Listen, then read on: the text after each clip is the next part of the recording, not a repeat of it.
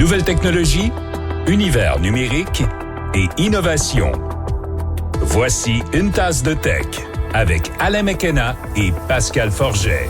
Bonjour tout le monde, bienvenue à un nouvel épisode et une nouvelle saison d'une tasse de tech, la 11e du nom. Ça explique probablement les petits poils blancs ici. Ça fait longtemps qu'on fait ça. Pascal Forget à l'autre bout du fil avec moi, Alain McKenna. Salut Pascal! Bonjour Monsieur McKenna. J'espère que tu as passé de très belles vacances. Oui, t'es belle. T'es un petit peu courte, je te dirais, parce qu'on a toujours le goût d'être en vacances 50 semaines par année, mais bon, la vie est ce qu'elle passe pas. Quoique, je vais dire ceci, dans ma semaine de travail, faire une tasse de tech, c'est un peu mon petit congé, tu sais, où on est comme, enfin, on fait quelque chose qui naturel et tout à fait agréable à faire. C'est quasiment un loisir. Je ne veux pas dire que c'est un passe-temps, parce qu'on quand même, on y met de l'effort, mais c'est une partie de la job qui est toujours plaisante, qui fait toujours comme une pause dans le crunch du reste de la semaine. Oui, c'est la réciproque qui est vraie. Moi aussi, j'ai toujours beaucoup de plaisir. C'est pour ça que j'avais hâte de te retrouver pour la 11e saison d'une tasse de tech. Moi, je me suis joint, je crois que c'était la 3e ou la 4e, quelque chose comme ça. Oui, je faisais ça avant. Écoute, on peut faire un petit historique express. C'est né de l'idée. J'étais avec un développeur, Martin Dufort, un ami que d'ailleurs je salue et que j'ai pas vu depuis longtemps, ça je l'appelle. Et on était au Café Notman à Montréal, qui était l'espèce de hub des startups montréalais à ce moment-là. Et on était toujours en train de parler pendant presque une heure sans arrêt de ce qui se passe dans le monde de la techno montréalaise et tout le kit. Puis on s'est dit, écoute, on devrait en faire un balado. On a parti ça a pris 2-3 années, c'est devenu un produit plus un balado, parce que le marché du balado, lui aussi, c'est comme défini pendant ce temps-là. Oui. Martin s'est lancé dans des aventures entrepreneuriales incroyables. D'ailleurs, il en ressort là, de ce projet-là. Faudrait peut-être l'inviter, parce que c'est le fun ce qu'il a fait. Mais pour une tasse de tech, ça a permis de diriger ça vers quelque chose qu'on fait maintenant avec les gens de Cogeco. Et avec nos partenaires, que je salue et qu'on est très heureux d'avoir avec nous à chaque année, parce que ça nous permet d'arriver à la 11e saison sans avoir... sans carence alimentaire. Hypothéquer notre maison, n'est-ce pas? Donc, on les salue, TELUS et Plan Hub. Plan Hub qui doit certainement valoir la peine le détour, la visite ces jours-ci, alors que la rentrée s'amorce et que vous vous demandez comment gérer le téléphone de vos enfants. Vous savez qu'on n'a pas le droit de cellulaire à l'école cette année. C'est très nouveau et c'est un gros casse-tête pour bien des écoles. D'autres avaient déjà des dispositions en place, mais c'est peut-être l'occasion de revoir le forfait et de réduire le prix que vous payez chaque mois. Plan Hub peut vous offrir une solution là-dessus. C'est très vrai. Dans cet épisode, Alain, on va parler, écoute, la totale. On va parler d'Apple, de Google, de Samsung. On va parler de Gemini, de Google. On va parler... Attache-toi-tu que tu t'y attends, celle-là, d'intelligence artificielle. Je sais pas de quoi tu parles, oui, c'est ça. Voyons donc, on va parler de ça dans ce...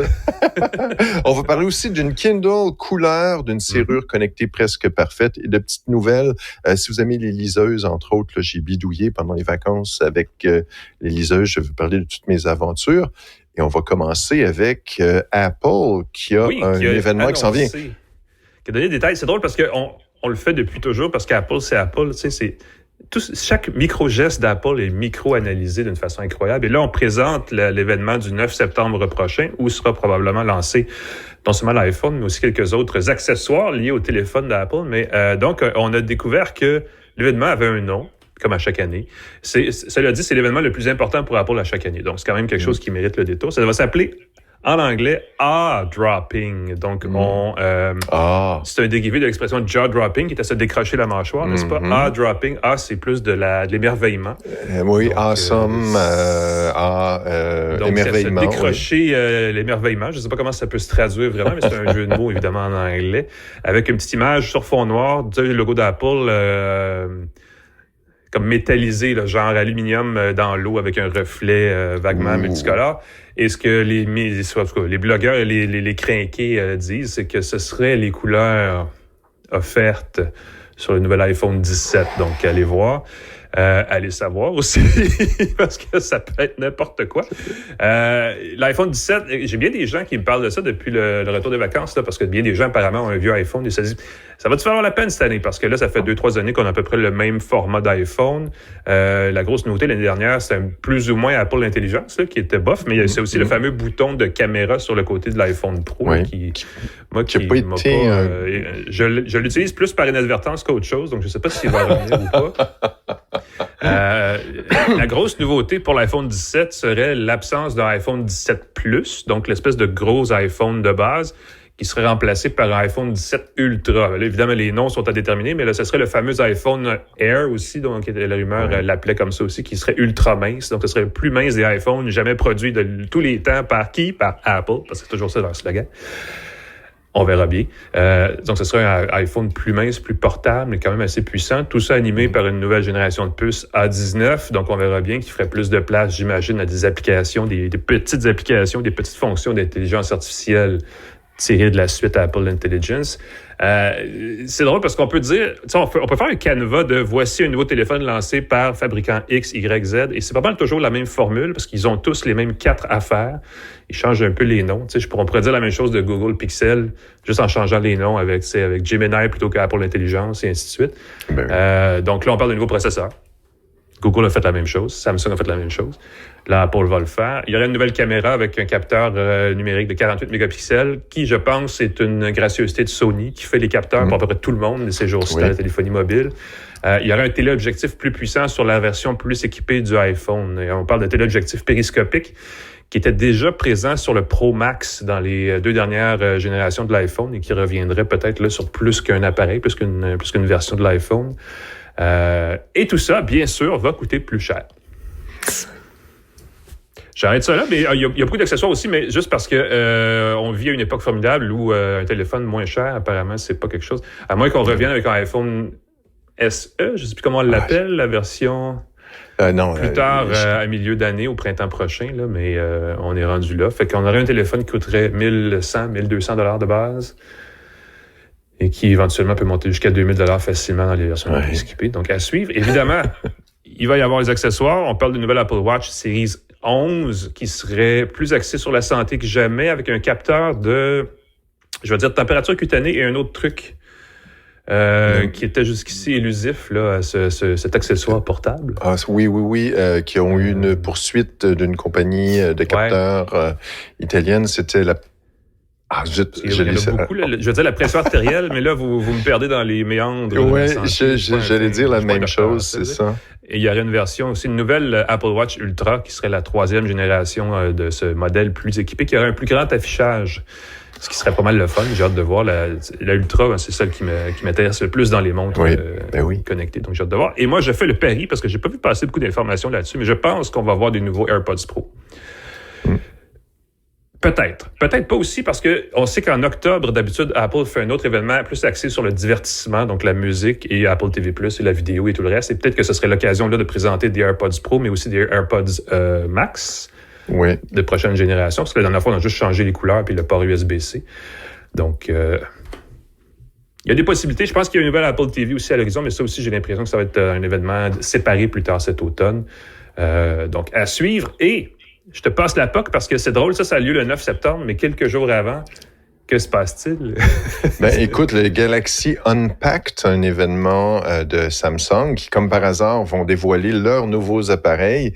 On va dévoiler, mais là, c'est pas les gros lancements, c'est pas les grosses nouveautés, ça va être le Galaxy S25 Fan Edition, qui est habituellement plus abordable, avec des fonctionnalités similaires. C'est un bon deal, finalement, là. C'est quelqu'un qui veut un appareil, mais qui a pas besoin d'avoir toutes les fonctions avancées. Sérieusement, je trouve ça fascinant de payer plus de 1000 $ pour un téléphone qui sert à regarder des vidéos de TikTok, des téléphones qui servent à prendre des photos tremblotantes, des selfies. Encore une fois, c'est quand même, on peut avoir quelque chose d'extraordinaire avec un téléphone beaucoup moins coûteux. Le S25 FE permet d'avoir les nouveautés de Samsung pour pas trop cher. Des nouveaux Galaxy Buds, on parle d'un Tab S11. Concurrencer le iPad en 2025, je trouve ça fascinant.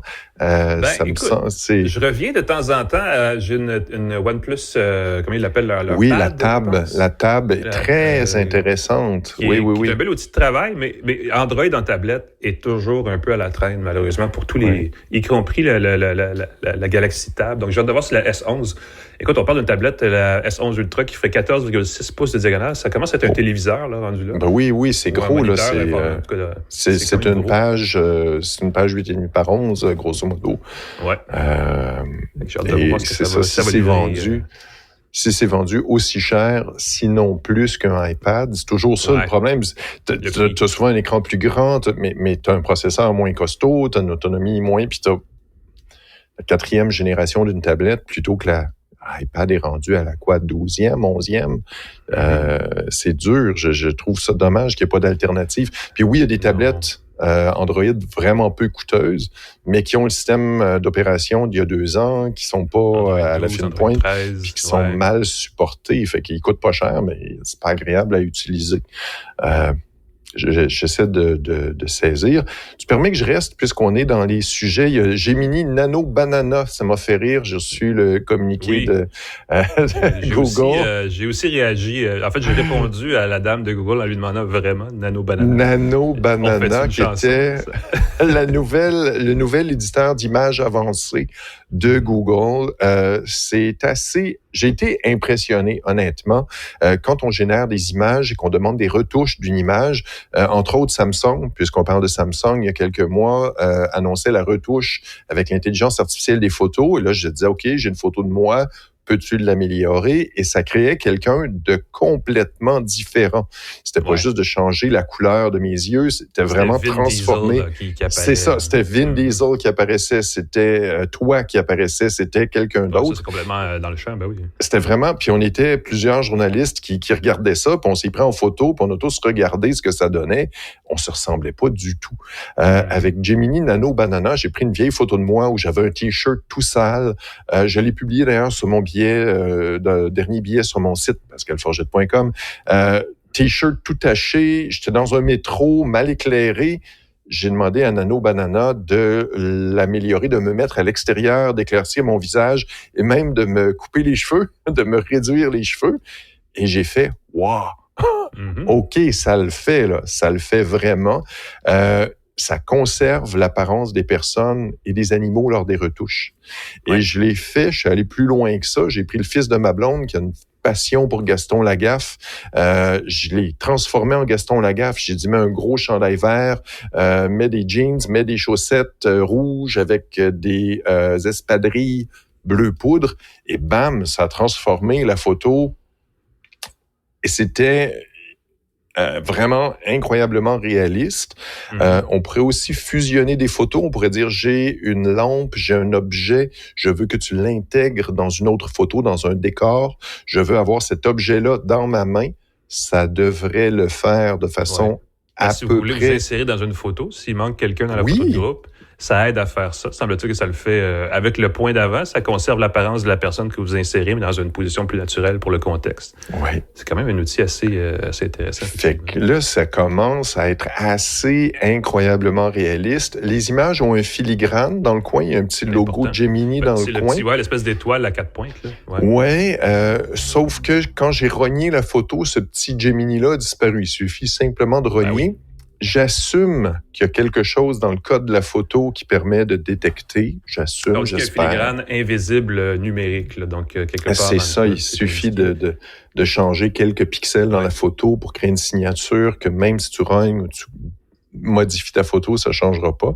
Mais c'est quand même un avenir assez terrifiant de ce que... Pas comme ça Google le présente, hein?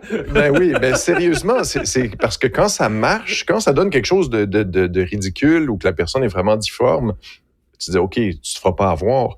Mais on a vu que il y a un deepfake de Mark de Carney qui circule. C'est Mark Carney, le premier ministre qui nous annonce. S'il essaie de vendre des couteaux là, dans une publicité sur YouTube, c'est clairement c'est pas ça. la même Fait que là, c'est sûr que si on a des vedettes comme ça qui sont utilisées, et puisqu'on parle d'intelligence artificielle, j'ai aussi les améliorations de Notebook LM. C'est la rentrée scolaire. Si vous avez des notes à prendre, si vous avez à synthétiser, à résumer les choses. Si vous avez un outil d'intelligence artificielle à utiliser dans la vraie vie, pour vrai, Notebook LM, c'est un excellent point de départ.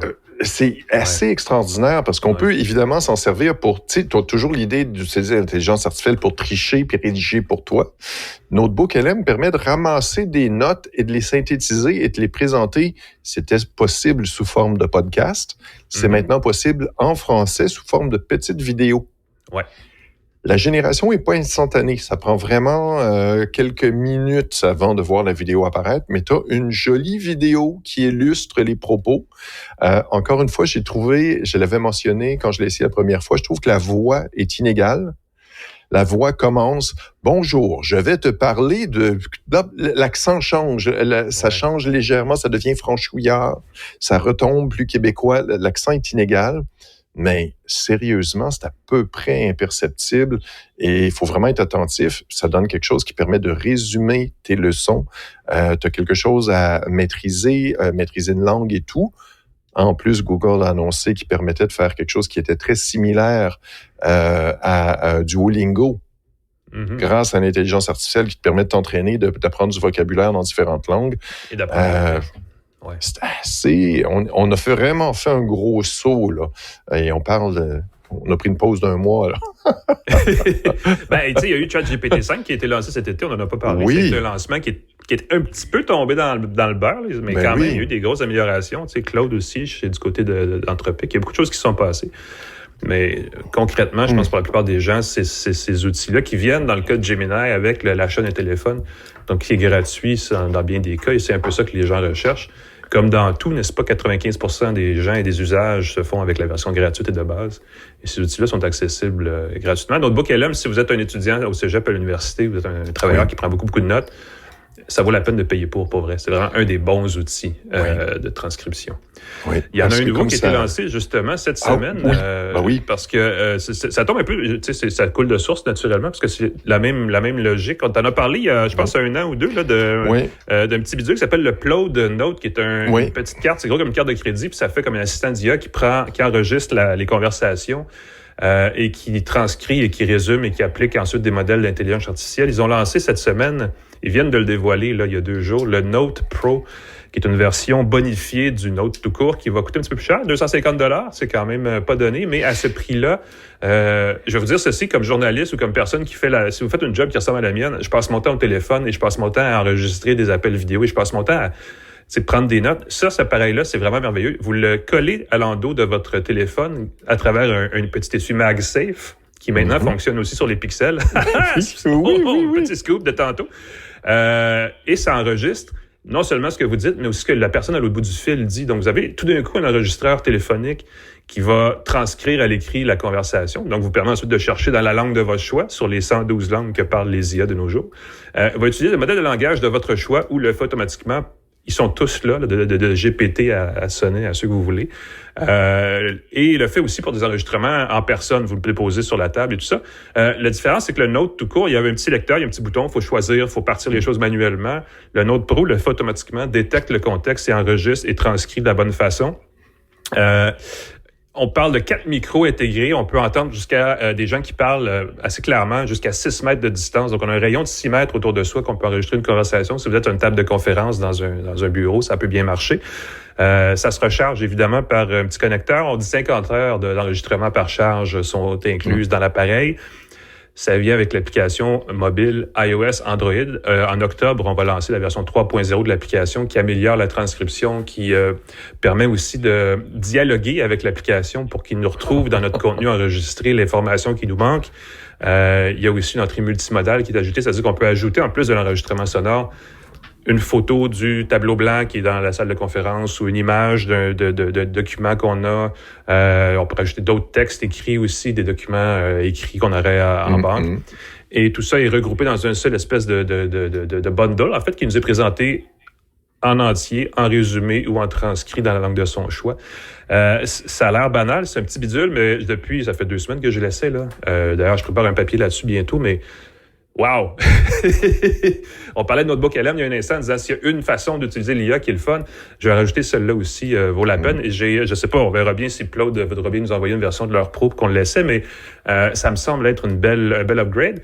Le seul bug que j'ai, c'est que ça coûte cher ensuite pour l'abonnement au service évolué. Mais de base, on a accès à tout. il limite seulement le nombre de minutes qu'on peut enregistrer, qu'on peut utiliser chaque mois pour convertir. Donc, il y a quand même... C'est un modèle qui est moitié-moitié. Je trouve qu'ils ont un bel équilibre entre ce qu'on peut avoir gratuitement une fois qu'on a acheté le bidule ou ensuite en payant chaque mois. Le Note Pro ajoute un raffinement. Je leur ai demandé, ils m'ont répondu extrêmement vaguement, pourquoi vous ne faites pas juste l'application qui utiliserait le micro d'un téléphone avec la caméra d'un téléphone, avec tout ça, et juste à vendre l'application. Et là, ils ont patiné. Ah non, ça prend l'affaire, c'est pratique, Et c'était une conférence avec plusieurs journalistes. Et il y a un journaliste français qui s'est mis à défendre l'entreprise. Puis je suis comme, hey, le grand, t'es journaliste, utilise ton sens critique. Mais lui, il voulait avoir un appareil gratuit. Alors, il était vraiment extrêmement gentil avec le fabricant. Mais je veux dire ceci... Effectivement. La seule affaire, c'est qu'enregistrer un appel téléphonique, je suis pas certain que toutes les applications installées sur un téléphone peuvent le faire parce qu'il y a quand même un élément de vie privée là, qui est pas rien. Oui. Ce que ça fait, ça capte, je comprends, le micro de le haut-parleur de ton téléphone, tout simplement. La vibration. Non, mais tu peux parler normalement, puis il y a un élément de vibration et tout ça, là, fait que ça va chercher, même si c'est extrêmement ténu, ça va chercher très fidèlement dans l'expérience que j'ai eue, là, ce que la personne au bout du fil va dire. La beauté de l'appareil, écoute, je vais tenter de justifier, parce que j'aimerais ça quand même l'essayer, le Plode Pro. L'avantage, c'est que tu peux continuer d'utiliser ton téléphone. Tu laisses le Plode Note sur la table, tu laisses le Plode Note dans ta salle de réunion, tu continues d'utiliser ton téléphone. Souvent, quand tu enregistres quelque chose, tu as besoin, pour une raison quelconque, de consulter ton téléphone. L'enregistrement se poursuit. Là, tu as un appareil distinct. À part ça, Ouais, ils ont aussi ce qu'ils appellent le NotePin, qui est c'est comme un lavalier, c'est un micro-cravate qui s'accroche magnétiquement au collet ou n'importe où, en fait, mais qui est vraiment fait, lui, pour quand on a des dialogues en personne. Si vous êtes sur scène et vous donnez une conférence, pourriez vous enregistrer, par exemple. Mais le Note Pro me semble un bel upgrade en bon français. Il faudra l'essayer, effectivement, et on pourra vous en reparler. On va combiner ça ici. J'ai passé beaucoup de temps pendant les vacances à lire des livres et j'ai une bonne nouvelle pour ceux qui utilisent les liseuses Kobo. Instapaper, si vous faites une mise à jour de votre liseuse, est maintenant intégré à Kobo. C'était avant Pocket qui permettait de mettre des articles de côté, les envoyer dans sa liseuse, les lire à tête reposée sans publicité. C'était assez extraordinaire. Entre-temps, moi, j'avais bidouillé, j'avais installé Wallabag, qui est un service qui se veut à code ouvert, libre et tout, sauf que c'est un peu de bidouillage pour l'installation. Le service qu'ils utilisent, si tu veux payer un petit montant, c'est pas très cher d'hébergement. Malheureusement, c'était très lent. Je trouvais que des fois, ça prenait, écoute, je comptais 1, 2, 3 avant que la page se rafraîchisse, ce qui est pas super. J'ai aussi installé, ceux qui veulent bidouiller, si on parle de liseuse, avec CoReader, CoReader. Super le fun, super belle fonction, vraiment bien fait.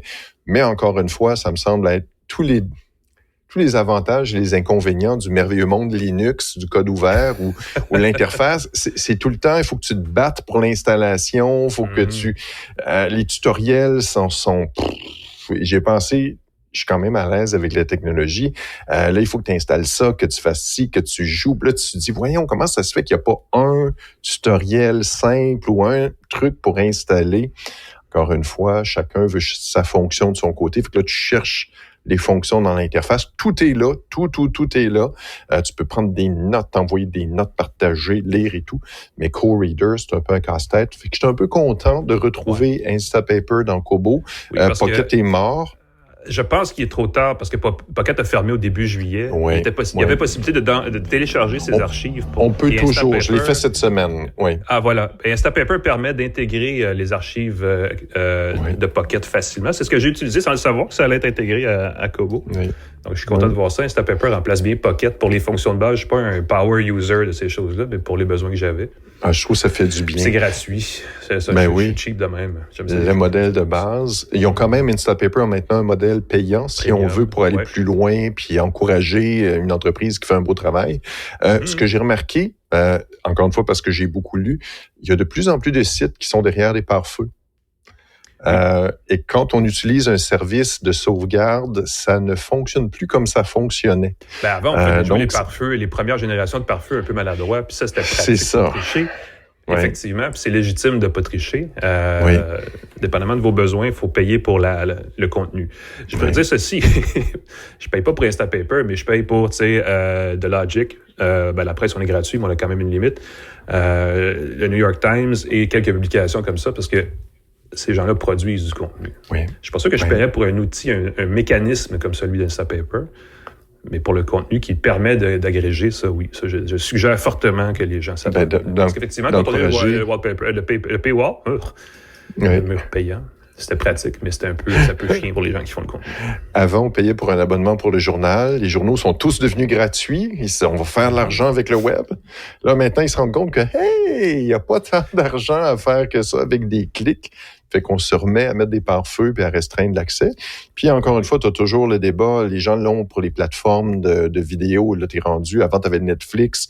T'avais tout. Maintenant, t'as Netflix, t'as Amazon, t'as Disney. Et il y a des publicités si tu payes pas un supplément, ce qui est complètement débile. Maintenant, avec les journaux, les magazines, il va falloir soit acheter des agrégateurs, des Apple News Plus, quelque chose comme ça, qui vont te donner un accès à des magazines, un certain nombre de magazines, ou payer des abonnements à la pièce. Mais là, c'est un 40 $ par-ci, 30 $ par-ci. Il faut savoir où on s'est informé, puis ainsi de suite. Puis c'est effectivement... c'est une autre conversation, par contre. Mon site reste gratuit. Ça me fait toujours plaisir. Et parlant de liseuse... Écoutez-nous. Écoutez-nous. Regardez-nous, commentez. Tu le dis, parlant de liseuse. Écoute, j'aurais aimé ça vous la présenter, mais Amazon Canada sont tellement cheap que je l'ai eu 10 ans. Je la retourne. J'ai même pas eu le temps de faire l'essai pour vous la présenter puis l'avoir entre mes mains. Donc, j'en fais juste une actu pour vous le dire. La Kindle Colorsoft est officiellement lancée au Canada. C'est la version à écran couleur, écran e-ink Kaleido 3, qui fait 7 pouces de diagonale. C'est exactement le même écran que la Kobo Libra couleur qui a été lancée au printemps. Donc, Amazon rattrape essentiellement son plus gros rival, en tout cas au Canada. Je vais vous le dire, mais bouchez vos oreilles si vous avez une liseuse couleur à acheter pour Noël. Sérieusement, c'est vraiment le fun, mais achetez la Kobo, tout simplement. Une tablette qui est plus facile à utiliser. L'écran, je trouve les couleurs sont plus le fun. La Kindle Colorsoft, j'ai trouvé un petit peu fade. On la présente comme prête pour lire des bandes dessinées. À Taboy, malheureusement, il n'y a pas de source de bande dessinée nativement sur l'appareil, donc il faut les télécharger. Mais Amazon, récemment, a limité le genre de... On ne peut pas déposer sur la Kindle Colorsoft des livres numériques qu'on aurait achetés sur une Kindle précédente manuellement. Il faut comme passer par le service en ligne. Il y a trop de barrières, en fait. C'est ça qui arrive. Malheureusement, c'est dommage parce que si on l'ouvrait un petit peu, si Amazon était moins tourné vers son nombril, on aurait une super liseuse, 8 semaines d'autonomie, c'est quand même pas rien, c'est 2 mois sans se casser la tête. L'écran est le fun, il est un petit peu cher, par contre, 235 $ pour la version avec 16 gigaoctets de stockage. Le processeur va bien, tourner les pages, faire tout ça, on peut écouter aussi Audible, donc on peut écouter des livres audio. Mais et là, moi, je vais dans l'étape suivante. Je me dis, il existe des tablettes Android à écran e-ink couleur, donc Kaleido 3, notamment Books, on en a parlé, la compagnie chinoise Books, qui en fait des très beaux avec Android au complet. Donc, on peut installer ensuite aussi des applications pour écouter des balados tout en lisant, ou de la musique tout en lisant. Bref, qui permettent de faire d'autres choses que juste les 2 affaires qu'Amazon veut qu'on fasse sur sa liseuse. Donc, écoute, je veux dire ceci, c'est le fun d'avoir une liseuse. Je pense que la nouvelle norme, c'est la technologie e-ink couleur. Là, ça va devenir standard partout.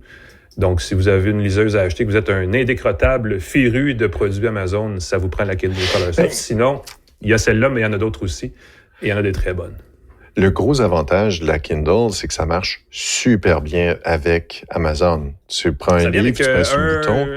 Je pense qu'il y a 3 mois de Kindle Unlimited qui est inclus à l'achat. Tu as certains livres qui sont gratuits, que tu peux emprunter gratuitement.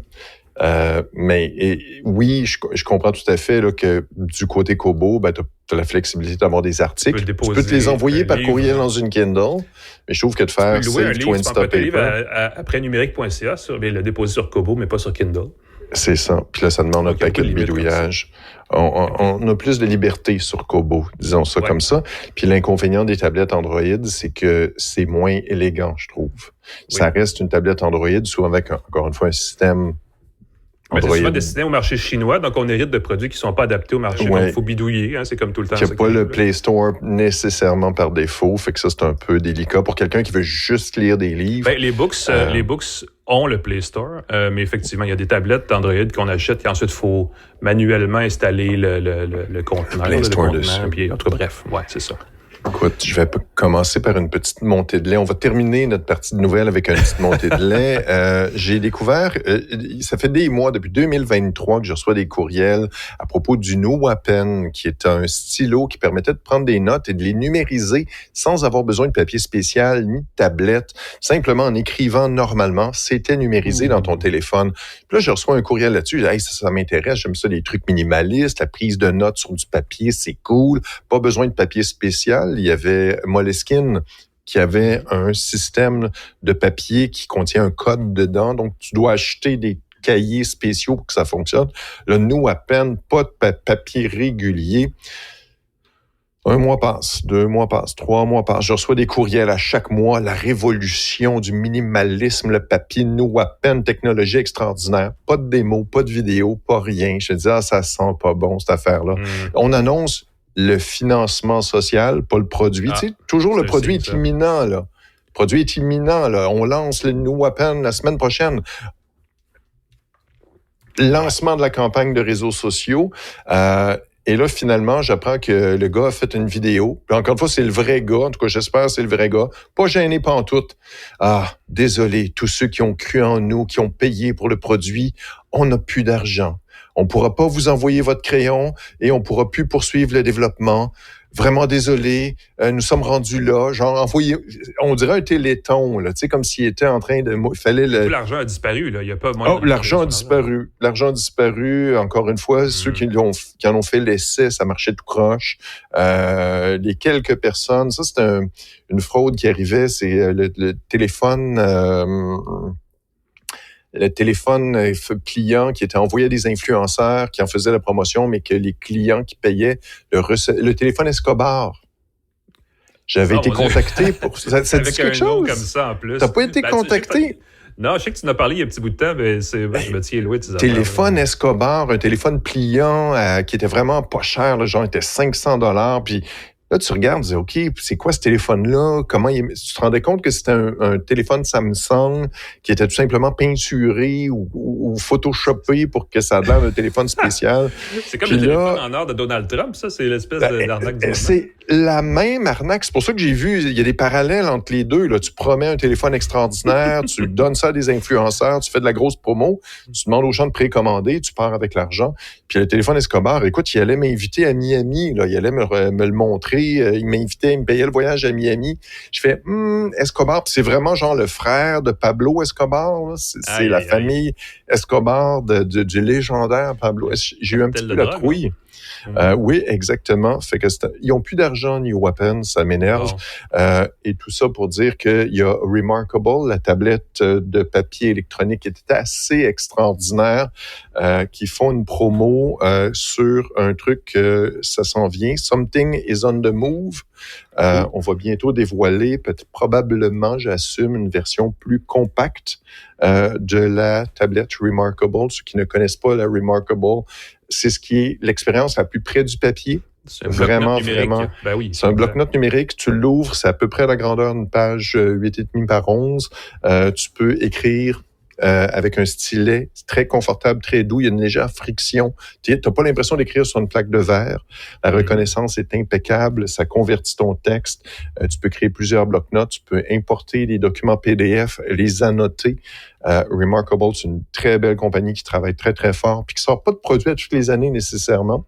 Fait qu'ils ont des produits qui durent 1 an, 2 ans, 3 ans parce qu'ils sont bien construits dès le départ. La version compacte, tout le monde espère qu'elle va être moins chère, plus abordable, pour être quelque chose qu'on glisse dans sa poche, prendre des notes rapidement. Si ça a le même système d'exploitation, ça pourrait être très, très cool. Ça va être dévoilé. C'est la semaine prochaine, je crois que c'est le 3 à 8 heures le matin. Voilà. Ça va être un gros mois de septembre. Il y a beaucoup de choses qui s'en viennent en septembre. Oui, puis c'est la rentrée scolaire. Et on sera là pour vous en parler, donc il n'y a pas de problème. J'espère. Écoute, j'ai très, très hâte de voir ça. Excellent. Ben, merci Pascal. Ça fait le tour de notre premier segment, notre premier gros bloc de balado, n'est-ce pas? On va prendre une petite pause. On va revenir après pour vous parler de ceci.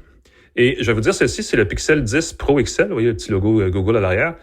Je l'ai pas ici, là, mais c'est exactement le même téléphone qu'un iPhone 16 Pro Max. Même dimension, même épaisseur, même boîtier, même espèce de fini, parce que j'ai la même couleur de téléphone vaguement beige, là. Clairement, les gens dans la téléphonie, c'est comme dans l'automobile, hein, ils ont...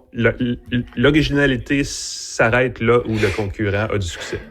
Ben oui, mais à un moment donné, tu as de la fonctionnalité aussi. Et tu dis, on va faire une voiture originale, on va faire quoi? On va rajouter une 5e roue? On va enlever une roue? À un moment donné, tu as une voiture, les modèles se ressemblent. Mais en fait, c'est ça, c'est sous le capot que ça se trouve, surtout dans le cas du Pixel 10. Mais je ne vais pas tout dire maintenant, donc restez voilà. dans un instant à une tasse de thé. De retour à Une tasse de tech avec Alain McKenna et Pascal Forget. Bienvenue à Une tasse de tech. C'est le moment de l'épisode où on vous parle des nouveautés gadgets de la semaine. Il faut dire que ça fait quelques semaines qu'on n'a pas fait d'émission, donc il y avait beaucoup de nouveautés. Mais je pense que la plus intéressante, tu l'as entre les mains, c'est le nouveau Pixel 10. À chaque année, évidemment, il y a un nouveau Pixel, comme il y a un nouvel iPhone, et ainsi de suite. Mais je pense que cette année, Google a fait un petit effort additionnel, là. Ben, écoute, le truc il faut que je le dise, ça m'émerveille qu'on a rajouté un petit aimant à l'arrière. Et donc, le Pixel 10 est compatible avec MagSafe. Ça s'appelle Pixel Snap. Mais Pixel Snap. C'est un standard QI, le standard sans contact, qui est essentiellement MagSafe pour le reste d'entre nous et qui fonctionne. Voilà. Ils vendent d'ailleurs cette espèce de socle, là, le Pixel Case, je ne sais pas comment ils l'appellent, le chargeur Pixel Snap, en tout cas. Mais c'est essentiellement un étui, un socle MagSafe qui a le même... donc, si vous avez... moi, j'utilise un petit portefeuille aimanté derrière mon iPhone et je peux maintenant le mettre derrière mon Pixel 10, mettons. C'est comme... aussi simple que ça. Et donc, on vient d'ouvrir au Pixel tous les accessoires. C'était déjà possible avec certains téléphones Android de mettre tout simplement un étui compatible MagSafe pour ajuster. C'est un aimant, là. C'est pas une technologie sophistiquée. Un rond aimanté, voilà. Et voilà. Mais là, c'est le fun que ce soit intégré et qu'on arrête de faire semblant que c'est une technologie révolutionnaire alors que c'est un petit anneau en métal qui permet de coller les accessoires. Ça, c'est réglé. Permet la recharge par induction très pratique. Permet de poser son téléphone sur un socle, son Pixel 10. Ça permet de dire qu'un jour, il n'y aura plus de port USB-C sur les téléphones. Ouh! Moi, c'est ce que je dis. On a lancé la recharge à 45 watts sur Qi 2 en version comme ça. Et on dit cet automne, une mise à jour va permettre de le faire sur des téléphones comme le Pixel 10. Donc, rendu là, tu n'as plus besoin d'un fil USB-C. Il reste que le transfert de données haute vitesse. Je peux voir le jour où tu fais un téléphone pas cher avec aucun port physique, aucun endroit où brancher un fil. Et ça marcherait.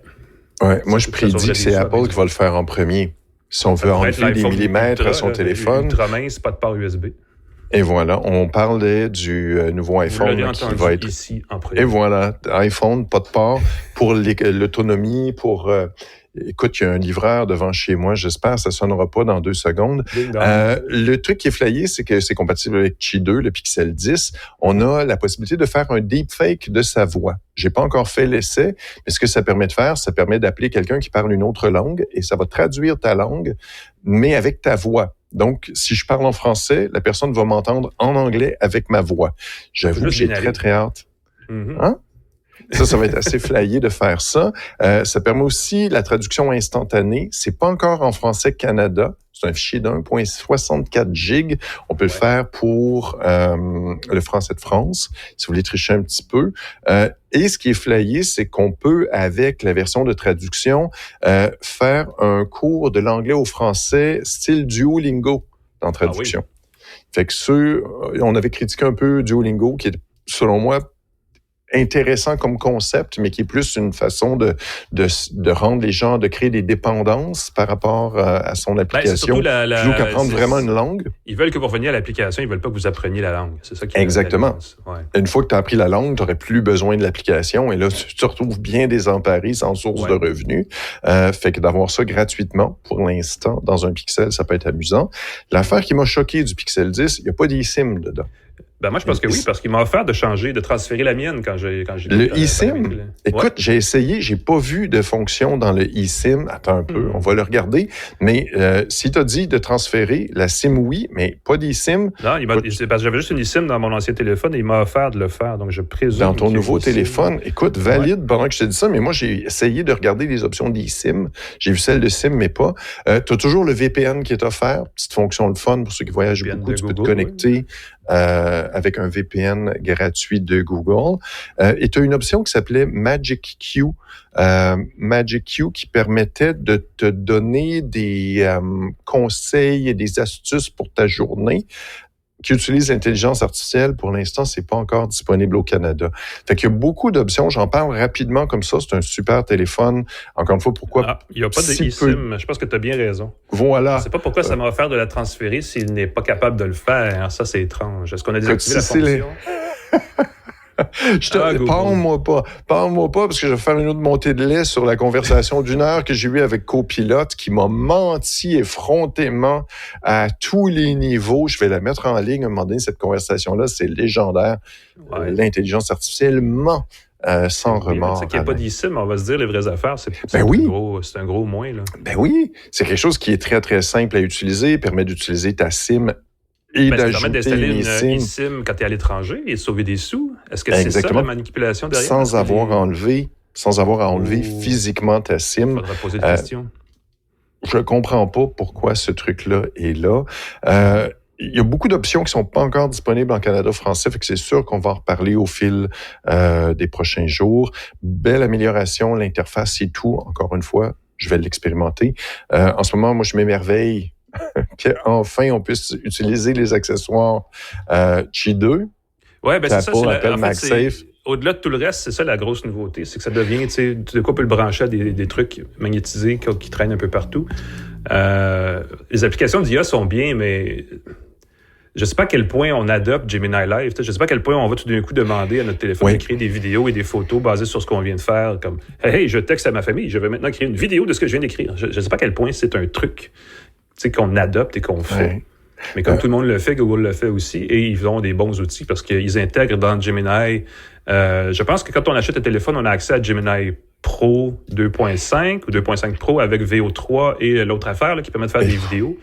Il change toutes les semaines. Moi, je suis même plus ces améliorations-là, sauf quand ça s'appelle Nano Banana. Là, ça m'intrigue. Et là, je vois les améliorations. En tout cas, bref, on peut aller loin avec les applications d'IA, mais je ne sais pas à quel point. Je sais pas à quel point tu vas acheter un téléphone pour ça. C'est ça la question. Exactement. On peut faire des affaires.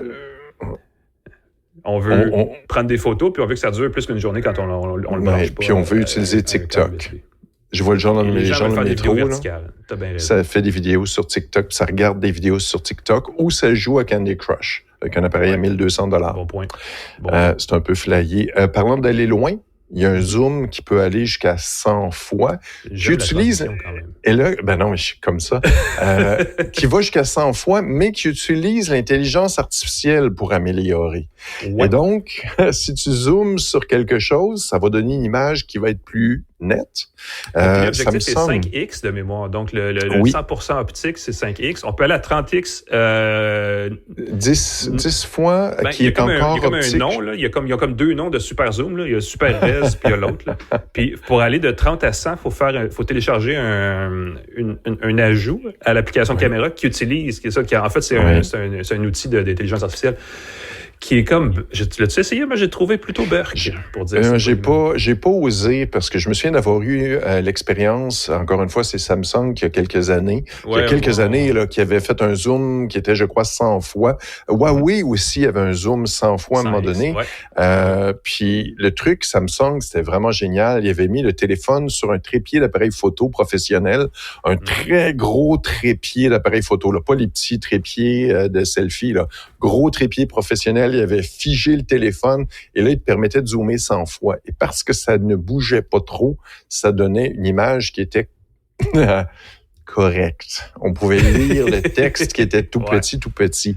Mais le zoom, comme ça, les expériences, tu peux avoir une photo, mais Si tu prenais une photo de quelqu'un 100 fois, tu ne reconnaissais pas la personne. Là. C'est ça, parce que Samsung, l'expérience qu'ils ont présentée, d'ailleurs, ça fait jaser, c'est que tu pouvais prendre, par exemple, la Lune en photo. Oui. Un objet comme la Lune qui ne change essentiellement jamais, il y a une très grande facilité à l'améliorer parce qu'elle sait de quoi il est question. Mais si tu prends quelqu'un en photo que l'IA ne connaît pas, ils vont extrapoler, ça va donner n'importe quoi. Donc, entièrement à 100x, c'est un peu une loterie. Là. Je prenais une photo pour l'essayer d'une haie avec une guirlande de lumière devant et une clôture, une balustrade. Et tout d'un coup, toutes les lumières étaient super lisses. La haie était comme un gros pavé vert. Tu sais, il manque... C'est pas encore au point. Donc, les fameux super zoom numériques, là, avec ou sans IA, on n'y est pas encore. Oui, mais ça, c'est drôle parce que je crois qu'encore, il y a beaucoup de gens qui ont tendance à zoomer. Et je le vois quand les gens prennent des photos, ils zooment, ils écartent les doigts, puis je me dis, avancez-vous. Faites 2 pas, faites 3 pas, arrêtez de zoomer. Et là, ils se demandent pourquoi la photo est toute pixelisée, elle est toute croche. Ça paraît pas trop quand c'est une publication de réseaux sociaux, mais dès que tu as grandi, dès que tu regardes sur quelque chose qui a une meilleure résolution, souvent, tu te rends compte que c'est assez dégueulasse comme photo. Parfois, les gens aiment ça zoomer. Un cours de photographie à vos enfants. Comme ça, pouvoir cadrer, s'approcher. Tout le kit. Et veux-tu un autre lien? Je t'écoute. Dans le Pixel 10, tu as un cours de photo, tu as un assistant qui te guide dans tes photos. Voilà. Donc, ça te dit, tu peux changer un peu ton cadrage, tu peux faire quelque chose. Encore une fois, c'est l'intelligence artificielle. Et je me dis, si tu sais ce que tu veux, si tu prends des photos relativement correctes, j'ai un peu peur. Mais encore une fois, j'imagine que ceux qui n'ont pas tendance à réfléchir quand ils prennent une photo, qui regardent pas l'arrière-plan. Moi, je vois trop de gens, une des erreurs majeures que je vois, les gens ne regardent pas l'arrière-plan. Je leur dis, prends-moi en photo. Ils me prennent en photo, mais j'ai comme une main qui dépasse, quelqu'un d'autre qui est en train de manger derrière. J'ai une amie qui a publié récemment une photo d'elle, super belle. T'as un dude en arrière, tout croche. Moi, je regarde, je vois juste le dude en arrière. Je me dis, mais... Tu le dis bien, effectivement. Je veux dire ceci, souvent, les gens vont prendre 36 photos, mais 36 photos en rafale de la même chose, alors qu'un photographe qui fait ça normalement plus souvent va prendre 36 photos, mais en 36 cadrage, position, mise en scène différente. Et c'est là où tu arrives avec une belle photo éventuellement, effectivement. Plutôt que 36 fois la même affaire. Oui. Et donc, si l'outil peut t'aider à prendre des meilleures photos, ça peut être assez amusant. Ma mère de voir qu'est-ce que ça peut donner. Puis le Magic Cube, encore au Canada, ça, c'est quelque chose qui s'entraîne. Ceux qui l'ont essayé, t'attends après quelques jours, ça connaît tes habitudes, ça connaît ton horaire, ça regarde ton calendrier, ça regarde les courriels que t'as, puis ça va te prévenir, par exemple, « Hey, t'as un rendez-vous qui arrive, c'est le temps de partir. » J'ai pas sûr que ça va super bien fonctionner. Ben, je veux dire ceci, au moins l'appareil est vendu au même prix que le Pixel 9 l'année passée, donc on n'a pas monté le prix. Oui.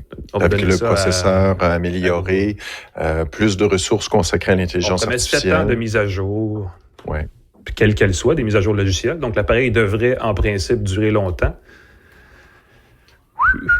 Est-ce qu'il va durer 7 ans, le Pixel 10, Pascal? Je pense que oui. C'est des bons téléphones, mais moi, j'ai été malchanceux. Tu me dis ça, puis c'est pour ça que tu me le poses. Je vais répondre. Les 2 derniers Pixels que j'ai eus, je les ai brisés. J'essaie des téléphones à chaque année. J'en ai essayé au moins une dizaine par année depuis au moins 20 ans. J'ai brisé une fois un iPhone, vraiment un accident idiot. Il est tombé de ma poche, c'est mon erreur. Ça n'a rien à voir avec la qualité des iPhones. Mais j'ai brisé 2 pixels simplement en les utilisant. Casser très, très vite l'écran, casser très, très vite le dos, casser très, très vite. Et là, je me dis, voyons. Et 2 fois le Pixel, le 8 et le 9, je les ai brisés en dedans de quelques semaines. Est-ce que c'est parce que le dos est en verre? Est-ce que c'est parce que... Puis j'avais pourtant un étui. Faudrait donc, j'ai une drôle... comparatif des technologies d'écran, les Gorilla Glass, là, parce qu'ils ont différentes générations, mais aussi différents spectres de dureté du verre qui est utilisé dans le téléphone. Ouais. J'ai aussi une énorme facilité à égratigner l'écran des pixels spécifiquement. Et je comprends pas pourquoi, je l'utilise pas différemment d'un autre téléphone. Mais effectivement, tu le mets dans la poche, la fermeture éclair, pour une raison ou pour une autre, va faire une énorme graphing sur un pixel, mais pas sur un iPhone. Allez savoir. Ben, les écrans de téléphone, les verres, c'est assez fascinant parce que c'est un équilibre très subtil entre la résistance et la flexibilité.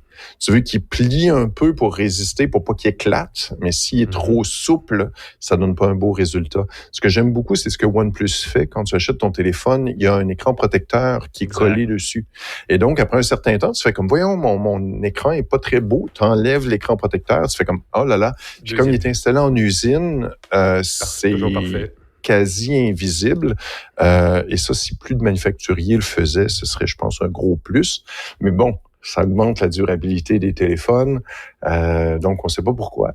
Ils ont pas tendance à le faire. Oh, complot, tu nous intéresses. Je suis pas conspirationniste, mais des fois, je me demande, est-ce qu'il n'y a pas quelque chose qui va pas? Je vais te le dire à l'envers. Probablement que ça coûte 3 sous par téléphone et c'est une façon pour les fabricants de sauver 3 sous par téléphone. 3 sous. C'est souvent des économies. L'acheteur s'emmerder avec ça. Ouais, des économies de bout de chandelle comme ça coûterait 3 sous de plus pour eux.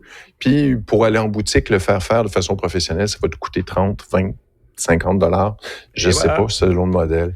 Et là, c'est là que pour économiser 3 sous. Tu veux ton 40% de marge brute sur ton téléphone. T'es Apple, quand t'es Google, tu veux. C'est important de faire de l'argent aussi. Pas 39% de marge, tu veux 40% de marge. Voilà, c'est assez écœurant. Parle-moi de sonnerie connectée, parce que tu me dis d'une sonnerie, une serrure de porte intelligente. Moi, je suis très, très satisfait de celle que j'ai. Tu me dis que c'est plus mieux. J'en ai parlé au printemps dernier. J'ai reçu une serrure hier qui, essentiellement, est la nouvelle génération de serrures Auguste, parce qu'ils ont récupéré la marque, et ça donne une très belle transition vers une serrure qui n'est pas de casse-tête, tout le reste. Et cet été, les gens de TP-Link m'ont envoyé, et je vais vous montrer la boîte, parce que la serrure est sur une porte là-haut, c'est un peu compliqué de la traîner. Cette serrure, que si vous nous regardez, vous voyez l'image sur la boîte, la Tapo DL110, qui est la version la plus équipée de la gamme Tapo, qui est une serrure qui vient avec, entre autres choses, un lecteur d'empreintes, un pavé numérique qui se rétro-éclaire, donc avec des chiffres qu'on peut avoir un code, un bouton de sonnette intégré, et si on enlève le bouton de sonnette, une serrure pour une clé. Donc, il y a comme 3 façons juste là de la déverrouiller. Et en dessous, il y a aussi un port USB-C. Donc, si les batteries derrière sont mortes ou si l'hiver à moins 20, votre porte à gel puis vos batteries deviennent tout d'un coup inopérantes, vous pouvez brancher une petite batterie de secours par USB-C et votre serrure va fonctionner quand même. L'intérêt numéro 1 de cette serrure-là, c'est qu'elle est 150 $, ce qui est extrêmement, à mon avis, pas cher. C'est pas très cher. Qui vient avec pas mal tout ce qu'on veut sur une serrure de cette nature-là. J'ai écrit un truc dans la presse cet été où je disais, tu sais, il y a des gadgets dans les serrures. Le lecteur d'empreintes, à mon avis, c'est complètement pas nécessaire. Oui. En bon anglais, c'est un nice to have. Là. C'est quelque chose qui est un petit gadget qui est le fun parce que ça permet de déverrouiller. Tu sais, ça va plus vite que rentrer un code, mettons. Oui. On met le pouce ou le doigt, pouf, on peut programmer des dizaines d'empreintes. Donc, on va avoir plusieurs usagers. Toute la famille peut être programmée dans la serrure, de la main gauche, de la main droite, du pouce, de l'index. En tout cas, bref, il y a des options de ce niveau-là assez simples. Il y a aussi, parce qu'on dit que c'est une serrure qui arrive avec 8 façons d'être verrouillée ou déverrouillée. On peut évidemment envoyer un code temporaire à des gens. Il y a la proximité du téléphone avec l'application ouverte. Ça se fait pas automatiquement. Ça, pour moi, c'est un défaut parce que j'aimais beaucoup la Yale et les Auguste, les serrures précédentes. Le fait que quand tu es proche par la géolocalisation, elle se déverrouille toute seule. Oui, et ça, la Nuki, c'est ça, la Nuki que j'aime, Nuki que j'aime beaucoup, a 2 niveaux de détection. Et ça, je l'avais mentionné, ça m'avait émerveillé. Premièrement, quand tu approches dans un réseau Wi-Fi, il commence à être en stand-by. Et quand tu approches à portée de Bluetooth, là, ça se déverrouille, ce qui évite que ça se déverrouille simplement en passant devant la porte quand tu t'en vas, quand tu te promènes dans la maison. Et ça, j'ai trouvé ça très astucieux. Ça, c'est assez cool. Il y a donc le pavé à l'extérieur de la porte. Et à l'intérieur, il y a évidemment le module de contrôle qui vient avec une batterie rechargeable et amovible de 10 000 mAh, qui est énorme. Et qui n'est pas les 4 piles 2A qu'on met tout le temps. Donc, c'est vraiment, la pile vient avec le bidule. Ce qui est le fun, c'est qu'elle se recharge par USB-C. Donc, il n'y a pas de casse-tête à savoir si les piles sont encore fraîches ou pas. L'appareil s'en charge, vous les chargez et c'est bon pour 210 jours d'utilisation assidue. Ça, c'est la théorie. En pratique, évidemment, ça ne vous donnera pas 210 jours, mais à moins que vous n'utilisiez pas souvent votre porte. Là. Mais mettons que ça donne 6 mois, qui est 180 jours. Pas mal, c'est ça. entre 2 recharges, c'est tout à fait acceptable. On ne se casse pas la tête, n'est-ce pas? Ça s'intègre aussi parmi les façons qu'on peut déverrouiller ou verrouiller sa porte à Alexa et à l'assistant Google. Je ne sais pas qui dans le monde demande à Alexa de verrouiller ou de déverrouiller sa porte. Je ne sais pas si de l'extérieur de la maison, on peut crier assez fort pour qu'Alexa nous entende et le fasse. Et là, ça devient tout à coup une faille de sécurité. Ben oui. Ben oui. La fenêtre est ouverte, là. Hey, déverrouille la porte. Déverrouille la porte. Moi, j'ai essayé de le faire avec la Nuki et il y avait la technologie avec un code QR pour authentifier. Et je ne sais pas pourquoi ça n'a pas fonctionné. Fait qu'il va falloir que je réessaie. Tu me donnes le goût de rebidouiller dans ma poignée, mais le fait de le déverrouiller... Il y a là quelque chose que j'éviterais peut-être de le jumeler, à moins que ça vous prenne absolument cette plateforme-là pour combiner, mettons, une caméra de surveillance avec la serrure. Oui, parce que là, tu pourrais dire... Ouais. Il y aurait quand la porte s'ouvre. Ben oui, c'est ça. Puis, cela dit, dans la gamme Tapo, il y a des caméras de surveillance avec stockage local. Donc, pas de cloud, pas de mensualité à payer pour avoir les fonctions additionnelles, tout ça. Donc, la combinaison de caméras Tapo avec la serrure Tapo, c'est cool. Oui. Surtout que dans la serrure, il y a aussi la sonnette. Donc, pas besoin d'avoir une sonnette vidéo en plus. Les gens appuient sur le bouton, ça fait ding-dong. Vous recevez évidemment les alertes que vous voulez sur votre téléphone où vous soyez sur la planète. Il n'y a pas d'interaction vidéo dans la serrure. Il n'y a pas non plus d'audio. Mais vous pouvez le faire par une caméra qui serait jumelée à côté, mettons, qui serait accrochée ailleurs dans votre Porsche de maison. Mais si tu as une livraison ou que tu as de la visite qui se pointe ou quelqu'un qui arrive chez toi plus tôt que prévu, la personne, OK, je vais sonner, bing bong. Quand ça sonne, tu déverrouilles à distance. Exactement. La personne peut entrer, déposer un colis. Et un des atouts de cette serrure-là qui permet de faire tout ça, c'est que l'antenne Wi-Fi est intégrée. C'est pas un module qu'il faut brancher ailleurs, qu'il faut payer 150 $. C'est vraiment dans la serrure. Donc, ça vous sauve aussi cette extra dépense-là en extra. Ce qui est quand même pas rien, parce que ça finit par coûter cher, ces bidules-là. Et c'est une serrure, comme elle est à l'extérieur, elle est certifiée selon la norme de protection contre l'eau et tout ça, IP65, qui est tout à fait correct pour une serrure sur laquelle il peut pleuvoir, neiger, grêler. Elle va résister à tout ça. Évidemment, elle n'est pas la mettre dans la piscine. Je sais pas qui ferait ça. Mais des fois que. Bref, beau gadget, pas cher pour ce qu'elle offre.